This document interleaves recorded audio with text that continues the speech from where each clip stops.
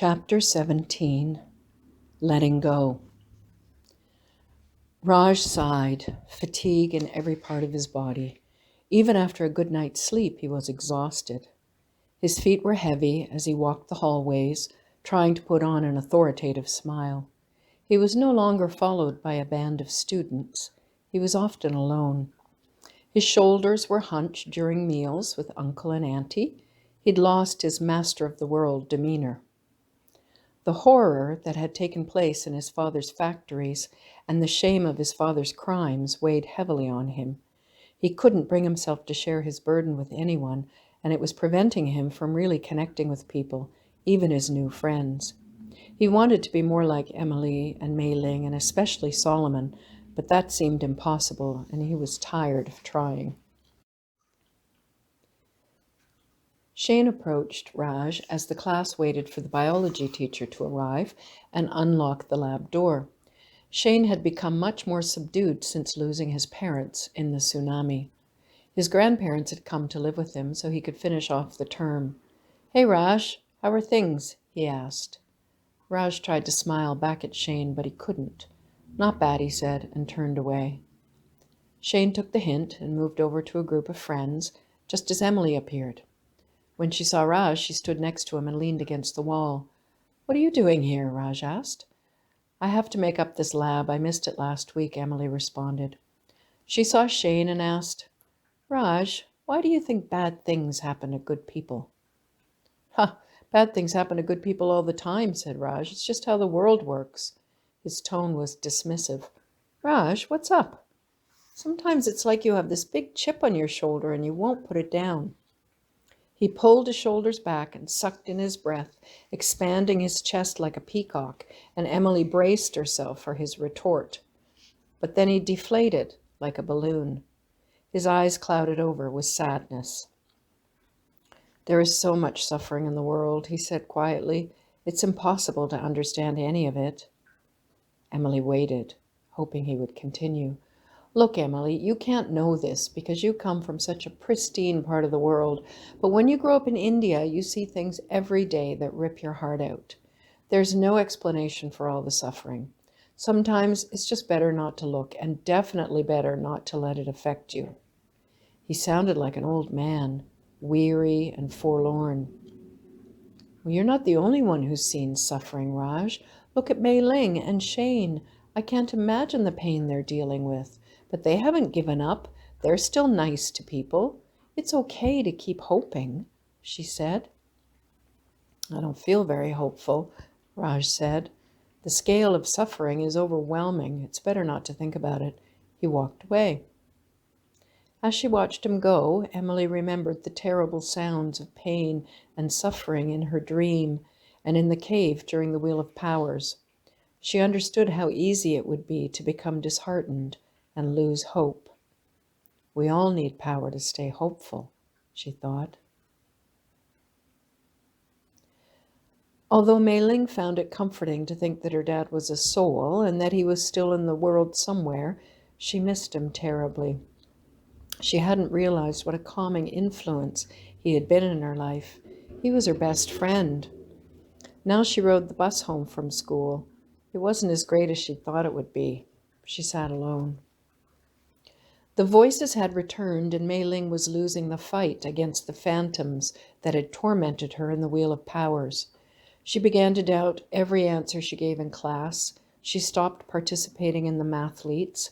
She stopped seeking out her new friends and walked alone between classes the way she had done for years. At home, it was even worse. Her dad had been the glue in the family. Her mother was struggling without him. Most days, when Mei Ling returned home, she found her mother on the couch, staring blindly out the window, shoulders hunched, eyes red, and complaining of a headache. Today was no different. Her mother didn't acknowledge Mei Ling when she came in the door.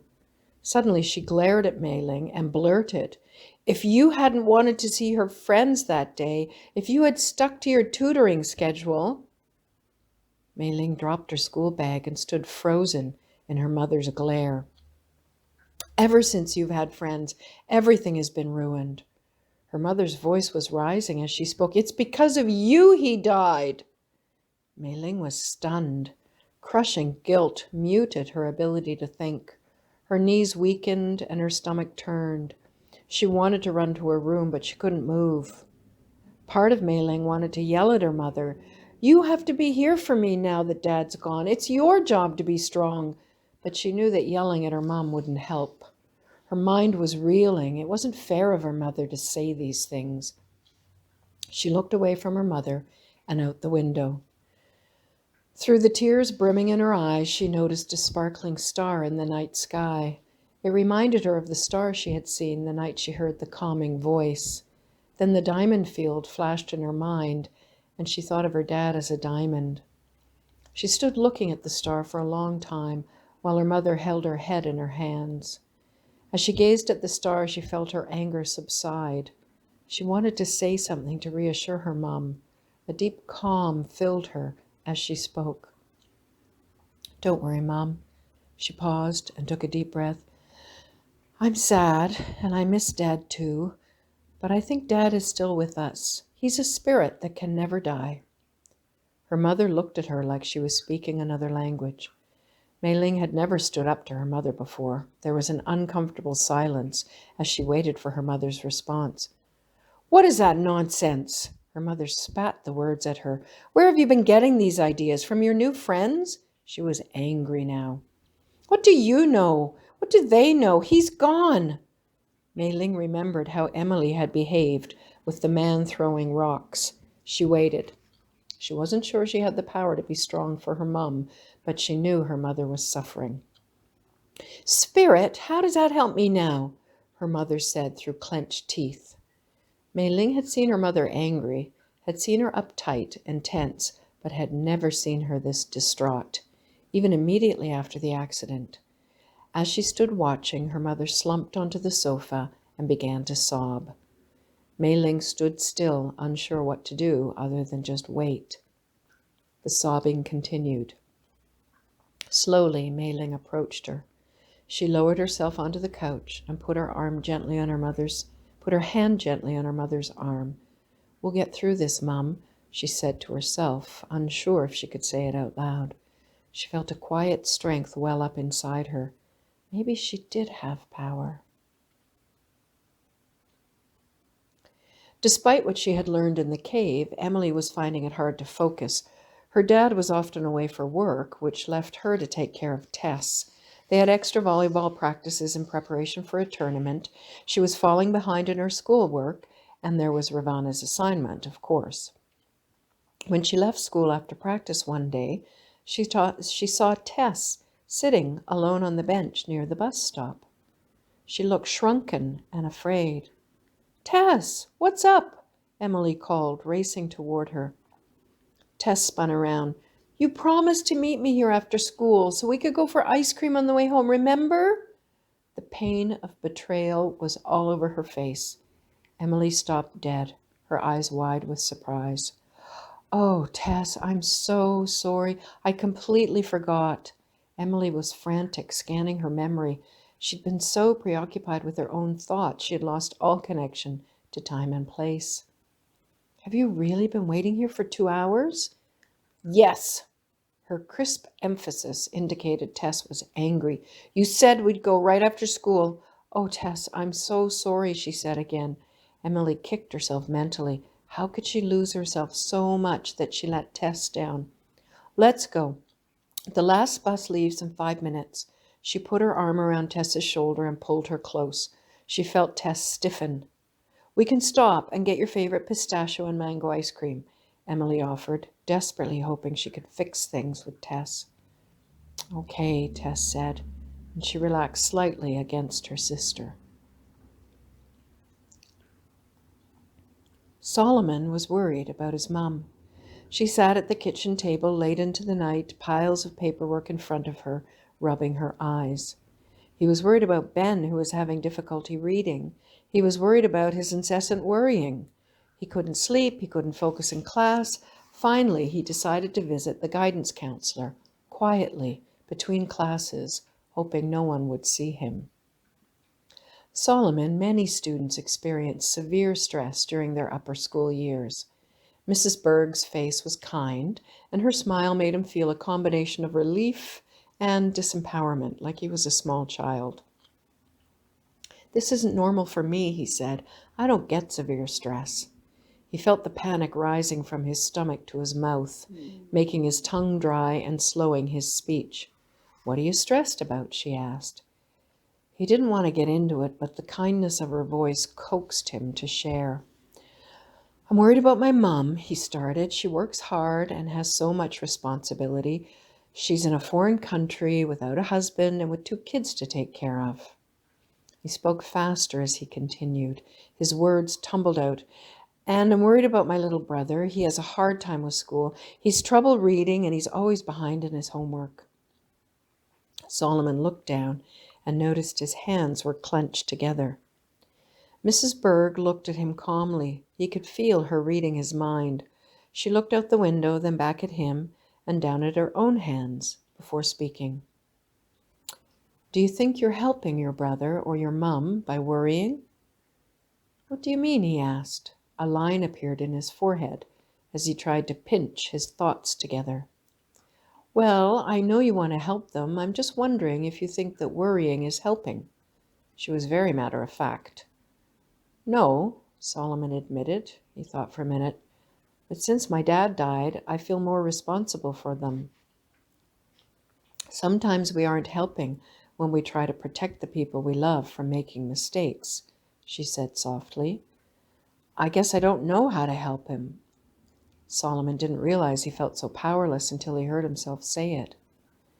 "People get stronger when they face challenges," she said, watching Solomon closely. "We have to let them find their own way so they can grow." She paused. "Sometimes the best way to protect someone is to help them see their own strength, and then they don't need to rely on you." Solomon wondered what she meant. Hadn't he been trying to help them be strong? Wasn't he supposed to protect Ben in this new place and be the man in the family to replace his father? "Sometimes the ones we love make mistakes or get hurt, and it's okay because they learn and it makes them stronger," she continued, watching Solomon's face as he processed what she was saying. "Is she saying I've been playing the protector in the wrong way?" he wondered. "Like I think I'm the only one who's strong? Well, that would be arrogant," he thought. Ouch. Maybe this is how Raj felt when he realized the photograph in the Wheel of Powers wasn't him. Solomon stood up. "Thank you, Mrs. Berg," he said. She smiled. He picked up his backpack. It seemed lighter. The library was dark. Even though spring was approaching, the winter months lingered. The fewer daylight hours meant the students lived like moles, arriving at school in the dark and leaving in the dark at the end of the day. Twice, Mei Ling, Solomon, Emily, and Raj had set a time to meet, but the meeting had been canceled when one or another couldn't make it. All their time and energy were dedicated to school and family. The assignment kept getting pushed aside. Finally, they found a day when they could all meet. Mei Ling sat buried in her advanced math text. Solomon and Raj were in chairs opposite each other at the table. Raj's arms were crossed and Solomon's body was turned away. Emily sat next to Mei Ling, her thumbs punching rapidly at her cell phone and her knee bouncing up and down. Raj stood up and looked down at the others, flipping the silver clip of his pen. "Well, I guess we might as well get started," he said. "Give me a minute," said Emily, her knee bouncing faster. Solomon unzipped his jacket and laid it on the chair next to him. He said nothing, but turned his face away from Raj and stared blankly out the window. "I wish you two would stop with the hostility," Emily said, glancing alternately at Raj, then Solomon. "How are we supposed to get anything done with this kind of negative energy?"